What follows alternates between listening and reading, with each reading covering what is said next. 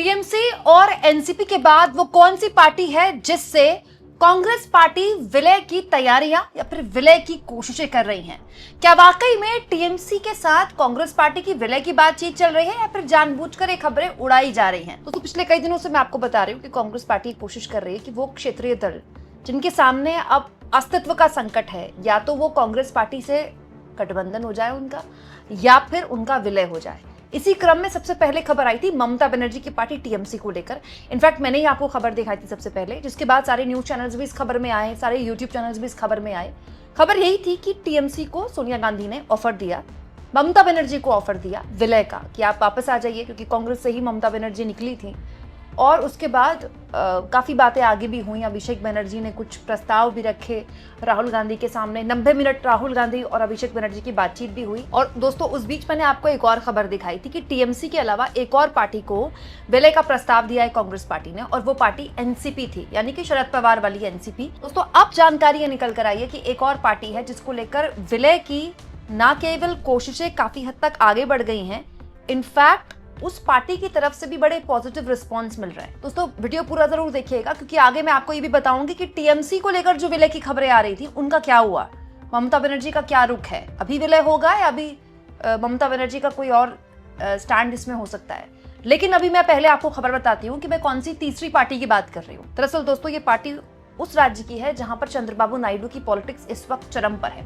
दोस्तों, आंध्र प्रदेश की बात कर रही हूँ मैं। आंध्र प्रदेश में वाईएसआर कांग्रेस, जो कि जगन मोहन रेड्डी ने बनाई थी अपने पिता वाईएसआर के देहांत के बाद, इस पार्टी के सामने दरअसल न केवल कांग्रेस पार्टी ने प्रस्ताव रखा है विलय का कि वापसी कर ले वो, बल्कि ये पार्टी भी काफी पॉजिटिव दिखाई दे रही है। मतलब ऐसा लगता है कि जगन मोहन रेड्डी उतने ही पॉजिटिव हैं कांग्रेस पार्टी में विलय को लेकर जितनी पॉजिटिव कांग्रेस पार्टी है। वजह मैं आपको बताती हूँ, और इसको लेकर अभी रिसेंटली जो फैसला भी कांग्रेस पार्टी ने लिया है ये भी मैं आपको बताती हूँ। तो जगन मोहन रेड्डी के पिता वाईएसआर जो थे वो कांग्रेस के बहुत बड़े नेता थे, लेकिन एक प्लेन दुर्घटना में उनकी अचानक मृत्यु हो गई।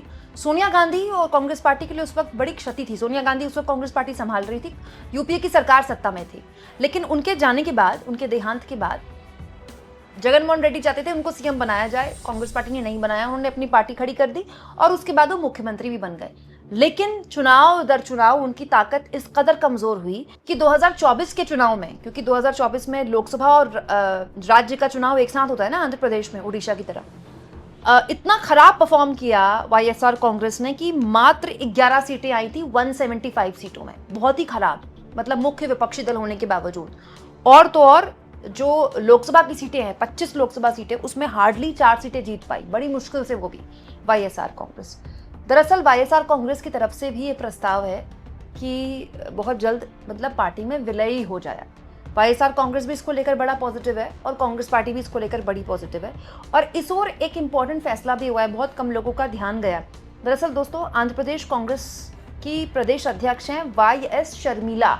वाईएस शर्मिला को लेकर चर्चा थी कि कांग्रेस पार्टी कर्नाटक से इनको राज्यसभा भेज सकती है, बड़ी चर्चा थी। दिल्ली आके मुलाकात भी हुई थी राहुल गांधी से इनकी, लेकिन एन वक्त पे इनका नाम ड्रॉप कर दिया गया और इनकी जगह पवन खेड़ा, मंसूर अली और मल्लिकार्जुन खड़गे का तो खैर पता ही था सबको, उनको तो जाना ही है कर्नाटक से, उनका नाम जोड़ दिया गया राज्यसभा में। तो वाईएस शर्मिला दरअसल जगन मोहन रेड्डी की बहन है, मतलब वाईएसआर की बेटी है, लेकिन भाई बहन की आपस में जमी नहीं। मतलब 2020 तक इनफैक्ट दोनों साथ में थे, लेकिन 2021 में भाई बहन के बीच में डिफरेंसेस आ गए और 2023 में इन्होंने अपनी पार्टी बना ली, वाईएस शर्मिला। इनकी पार्टी में पहला चुनाव लड़ती, लेकिन उससे पहले ही कांग्रेस में इन्होंने अपनी पार्टी विलय कर दी। मतलब आप समझ लीजिए कि वाईएसआर के बेटे और बेटी फिलहाल दोनों अलग अलग राह में हैं। बेटी की पार्टी का विलय जो हो चुका है कांग्रेस में, और बेटी को प्रदेश अध्यक्ष बना दिया कांग्रेस ने, ये सोचकर कि वाईएसआर की जो पूरी उत्तराधिकारी की राजनीति है वो अकेले जगन मोहन रेड्डी को ना मिले, वाईएस शर्मिला को भी मिले। लेकिन वाईएस शर्मिला अब तक अपने आप को साबित करने में नाकाम रही हैं। वो एक लीडर के तौर पर एक सोल लीडर तो हैं, अच्छी प्रचारक हैं, वो भीड़ भी जुटा लेती हैं, लेकिन प्रदेश में और लोकसभा चुनाव में वो किसी भी तरह से कांग्रेस को अब तक फायदा नहीं पहुंचा पाई। वो परफॉर्म करके दिखाने में नाकामयाब रही।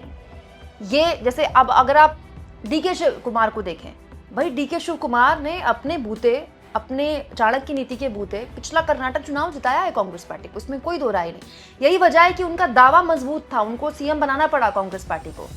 लेकिन वाईएस शर्मिला जिस उद्देश्य के साथ उनको पार्टी में लाया गया था, जो जिम्मेदारी उनको सौंपी गई थी आंध्र प्रदेश कांग्रेस अध्यक्ष की, वो जिम्मेदारी अभी तक उस तरह से पूरा नहीं कर पाई है।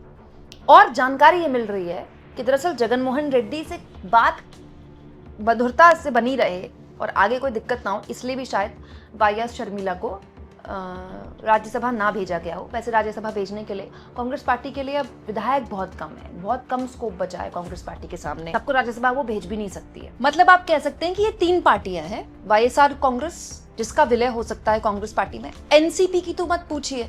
शरद पवार ने तो पिछले 2024 के लोकसभा चुनाव में बल्कि बयान भी दिया था कि लोकसभा चुनाव के बाद बहुत सारी पार्टियां जो कांग्रेस से निकली है वापस कांग्रेस की तरफ चली जाएंगी। पता नहीं कांग्रेस ने उस पर ध्यान नहीं दिया या समझ में नहीं आता कांग्रेस का, आपको पता ही है। कांग्रेस पार्टी ने प्रस्ताव भी दिया था 1 साल पहले शायद शरद पवार को, वो बात अब तक 1 साल से जमी नहीं है कुछ। दोस्तों अभी रिसेंटली संजय राउत जो कि शिवसेना के सांसद हैं, उन्होंने शरद पवार की पार्टी और कांग्रेस पार्टी के विलय को लेकर एक पॉजिटिव बयान दिया था, जिसमें जो सुप्रिया सुले है ना शरद पवार की बेटी, उन्होंने उसको बड़ा पॉजिटिवली लिया था। उन्होंने कहा था कि विलय हो जाना चाहिए, तो सुप्रिया सुले ने उसको बहुत नेगेटिवली नहीं लिया था। तो ऐसे संकेत मिल रहे हैं कि हो सकता है एनसीपी का विलय हो जाए, क्योंकि एनसीपी के पास अब कुछ बचा नहीं है। ना शरद पवार के पास पार्टी सिंबल बचा है, ना उनके पास कोई राजनीतिक बहुत ज़्यादा ताकत बची है। हालांकि कहने वाले ये भी कहते हैं कि जब कुछ नहीं बचा है तो वहां विलय करने का क्या पॉइंट, जहां से कुछ भी नहीं मिलने वाला। कांग्रेस सत्ता में तो है नहीं। विलय अगर आप किसी पार्टी में अपनी पार्टी का करते हैं तो आपका तो वजूद वैसे भी नहीं बचना, तो कम से कम बीजेपी में विलय हो जाए तो कम से कम आपको सत्ता में हिस्सेदारी तो मिलेगी। ये तो बात सही है कि बीजेपी में जो भी अपनी अपनी पार्टी छोड़कर गया उसको कुछ नहीं तो सांसद तो बन ही जाता है वो, और अब तो मुख्यमंत्री भी बन रहे हैं। देखिए आप देख ही रहे हैं असम में हेमंत बिस्वा शर्मा को भी सीएम बना दिया गया, शुभेंदु अधिकारी को भी सीएम बनाया गया, तो दूसरी पार्टियों से आने वालों को भी अब पूरा सम्मान मिल रहा है भाजपा में।